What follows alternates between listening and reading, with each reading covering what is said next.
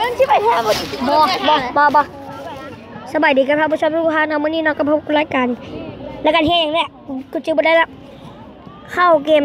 ทีมเบมี่เลยเนาะขายพวกมึงบ่เสียพวกมึงก็กดเข้าไปเนาะอันนึง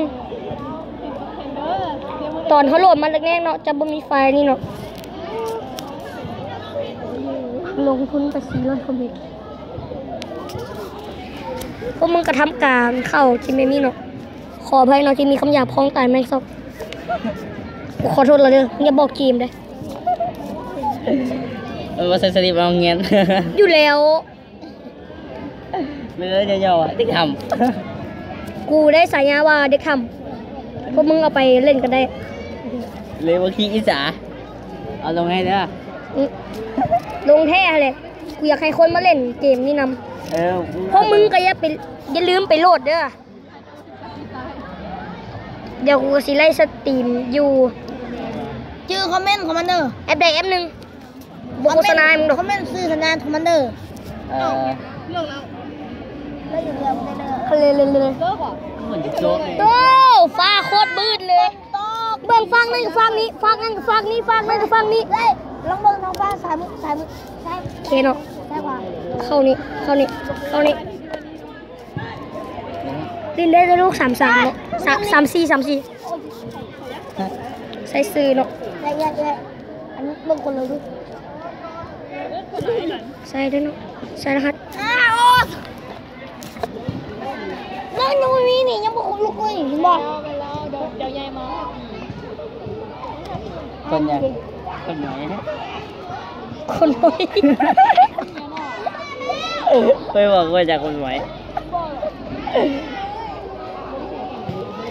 โอเคเนาะ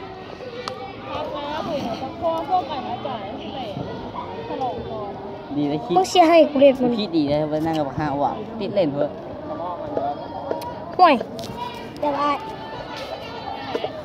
พี่ดีว่าอย่างไรบริการไหนอย่างกับว่าไม่ลุงกี้เว้ยนั่งกับเชเนาะกดเข้าไปเป็นซิกายาเนาะกะเข้าไปเลยเนาะอย่าหาคนนั่งไม่ก่อนแมงติดตายเลยมาหาโก้ก็เข้านี่เนาะแล้วก็ทำการเข้าไปนี่เนาะท้ายบูแล้วค่อยจะให้ลิงก์ที่1กับลิงก์ที่2เนาะยังแรกให้ไปโหลดลิงก์ที่1มาจะได้ไฟล์นี้เนาะแล้วต่อไปก็เข้าลิงก์ที่2เลยเนาะลิงก์ที่2จะเป็นสิทำเมนบอกนี่แท้ขออภัยเนาะที่ขออภัยเนาะที่มีเสียงรบกวนก็ไม่เสียงรบกวนแต่ครับจริงไม่ครับจริงก็ให้เนาะเข้าไปทำสลิปแล้วก็ทำการลบอันนี้ไปเลยเนาะแล้วก็ออกไป Android Data เฮ็ดตามกระจ้ายากกระยาซะสู่มันเล่นเป็นมูกูได้ดูแมงเซิร์ฟบุ้ยไผเล่นแต่มันก็สิยุบแล้วนี่เซิร์ฟมันสิเจ๊งแล้วมาช่วยกันเล่นได้หลายคนแน่ขอห้องละคอมึงตายกูมาด่ามึงเด้อ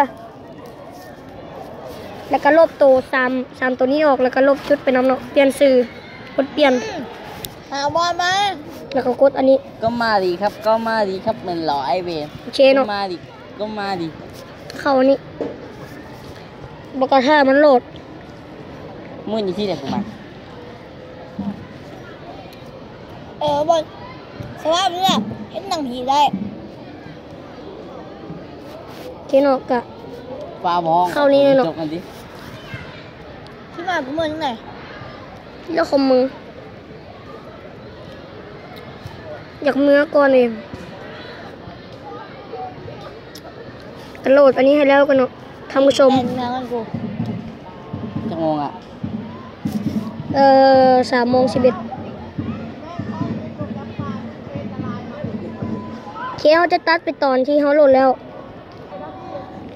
เนาะค่ะมันขึ้นแบบซี่แปลว่ากดได้แล้วเนาะแล้วก็กดออกก็มานี่กูขอมาเก็บตกแล้วก็เข้าอันนี้แล้วก็กดคัดลอกกดอุปกรณ์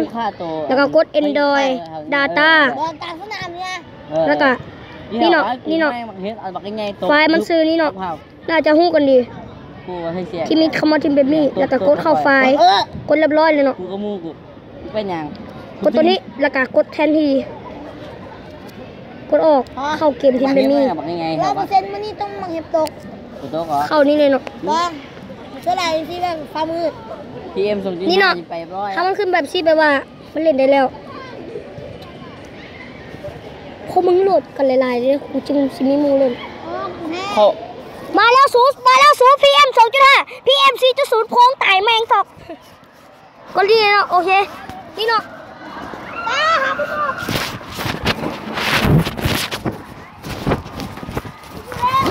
กูอยู่แล้ว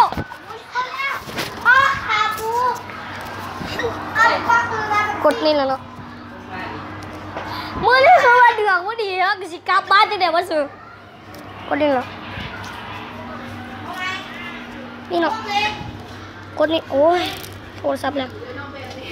กดนี่เนาะเข้ามาในนี่โอเคมันจะมีมาบางตรงสิเนาะเสื้อกับเบิ้งเอาเนาะเสื้อกับเบิ้งเอา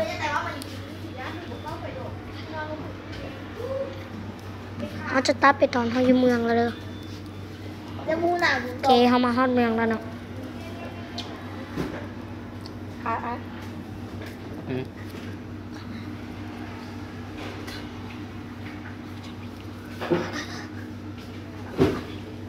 โอเคเนาะมานี่เลยมันจะมีบอทอยู่เนาะเดี๋ยวเขาจะตัดไปตอนที่มีบอทเลย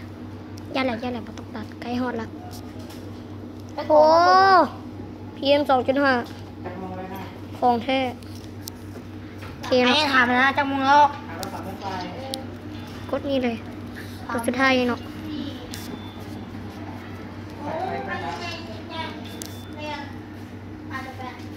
ขันอยากได้อาวุธโหดจ้ะยางมันนี่เลยเนาะแล้วก็ยางแล้วก็เอานี่เนาะโอเคนี่เนาะ